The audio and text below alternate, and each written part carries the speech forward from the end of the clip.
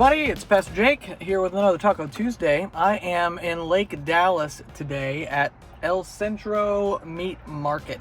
We've got pastor on corn, of course, and also getting a little crazy. We did the plate, but I also got a taco with tripas, which is like guts, you know, because I'm strange like that. I'll probably tell you about the tripas as well, but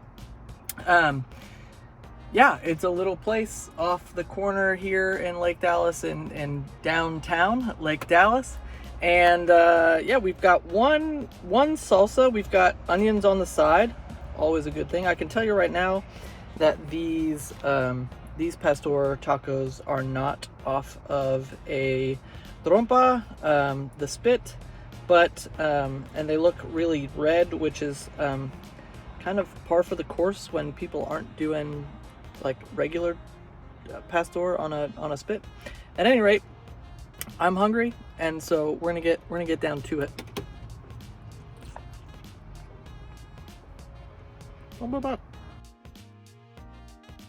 Okay, so here's the deal.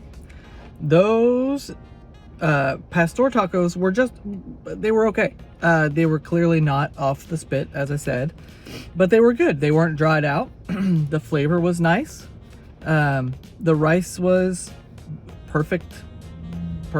It was great. The beans were properly smoky and porky, and yeah, you know, I don't want to give a rating. I don't give ratings, but like, they were good. If you gave them to me, I would not complain. I would say these are delightful. Thank you. The tripas taco was fine. It was very crispy, which I liked a lot, but it was also extraordinarily chewy in parts, like so chewy I had a hard time eating it chewy. And I thought, as I'm eating it, it feels a little dried out, like maybe it's been sitting for a while. And then I recollected the conversation that I had with the gentleman in there, and he said that they were without power for 4 days. And then I started to get like a little bit worried that maybe it wasn't the greatest idea to order an intestine taco after a large power outage. I will not report back in on what happens to my body later on today, for your sake. That said, El Centro Meat Market up here is a delightful place. It's got like a little grocery inside of it, and they sell meat and marinated meats and all manner of things, and they've got a little seating in the area in there. There was nobody in there, actually. I almost ate inside because it was literally empty, but I only just got over being sick from my COVID vaccine, which I got round 2. So yay, I can be around people a little bit more, which is, you know, a good thing for me.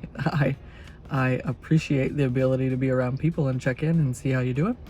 But on to other matters. I remember when I first got into riding my bike back in Pittsburgh. It was the first trip I ever took. We lived in the South Hills of Pittsburgh after I was done with grad school, and I was in my first call. And I rode my bike from our house to downtown Pittsburgh. And there's a path that goes sort of beside the highway and then down sort of beneath it. And I remember thinking, like, being astounded at how many things I was noticing that were there all along that I never noticed before. And it's because I wasn't going, you know, 65 miles an hour on a highway. I was going 15 on my bike, and looking around and noticing things like a homeless encampment that I didn't know was there. Some businesses under the highway that I didn't know that were there. A little recycling place that I had never seen before. A place that sold rocks that I had never noticed before. And I say that to say this. I learned today, actually, that road runners can fly. Did you know this? They can fly, not far, but they can fly up, you know, and around short distances. I don't know if they could fly longer if they want to, but I've decided that a roadrunner is not a bad animal to associate with. Not only because, like, you know, meep meep, but because the roadrunner could fly and do things faster, but the roadrunner walks instead or runs instead. And so he or she probably sees more, takes notice of more around it. And that is a good thing these days. It is good to see your surroundings.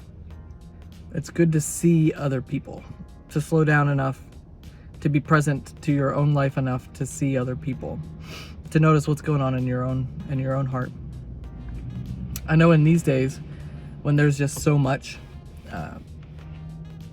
to pay attention to, so much going on in our world. I mean, we just passed 500,000 deaths in America by COVID-19. And that's almost an incomprehensible number. I mean, it's hard to wrap one's mind around the amount of pain and suffering that number represents. Not only for the people who died, but for their families. I mean, it's an immense amount of grief. More deaths than any war in recent history. And on top of all that, this year we've had to deal with things like the bubbling up to the surface again, something that was always there, which is racial strife in our country. And trying to pay attention to that, but also being completely overwhelmed by it. And so it's easier not to see, right? It's easier to drive rather than bike, so to speak. It's easier to fly rather than run, like the Roadrunner. I watched a documentary yesterday while I was on my back for a couple hours, getting over the effects of the second shot. By the way, I'm fine today. Got it on Sunday afternoon, and I'm fine today. Just made me very, very tired. Just sort of that feeling before you get sick. Also, it felt like somebody slugged me in the arm, which, again, not the worst thing. And time, very much time limited. But in it, it was a documentary based on a work of James Baldwin, who was a prominent black voice in America, lived overseas for a couple years and came back. He felt like he had to come back in the 50s when things were heating up around race in America. And toward the end, there is an extraordinarily powerful scene.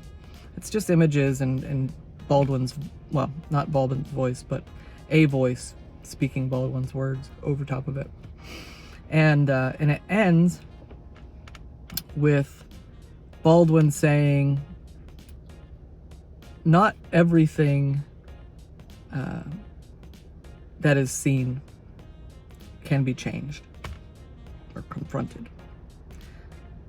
But unless we see, there's no hope for change. I think I bungled that pretty good, but that's the gist, right?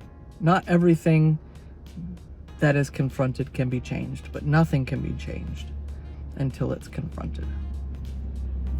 And I, especially coming out of this week, like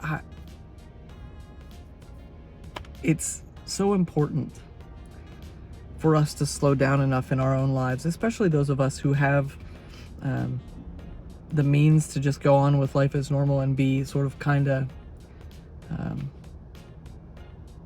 put out by recent events, but doesn't really matter to us. It's so important for us to see and for us to know and for us then to care, that I want to encourage all of us to see, to be roadrunners, to allow God to open our eyes to what's happening around us, and not to allow that vision of and that confrontation with the world around us, which is very often uncomfortable, to immobilize us, but to give us a passion, right, for what's going on. I mean, this is Black History Month. We've hardly talked about it. I've made hints here and there. Next month is Women's History Month, and we'll talk about that a little bit. But There's so much imbalance and inequity in our world that it's hard to do much, to feel like we can do much about. But it's important. Nothing will ever change if we're not willing to see. And the central image that we've been using throughout this Lent is that we look upon the cross, right? And that's front and center, actually, this week in our sermon, which is a sermon about recognizing wrongs. And we're going to be using the passage from John that all of us know, John 3:16. The preceding verses in that compare Jesus to Jesus himself, compares himself to Moses and what happens with the Israelites and a bronze serpent. But all of it is about looking upon the thing that is causing us harm and finding in that the possibility for healing and forgiveness and indeed reconciliation. So, my friends, Meep, meep.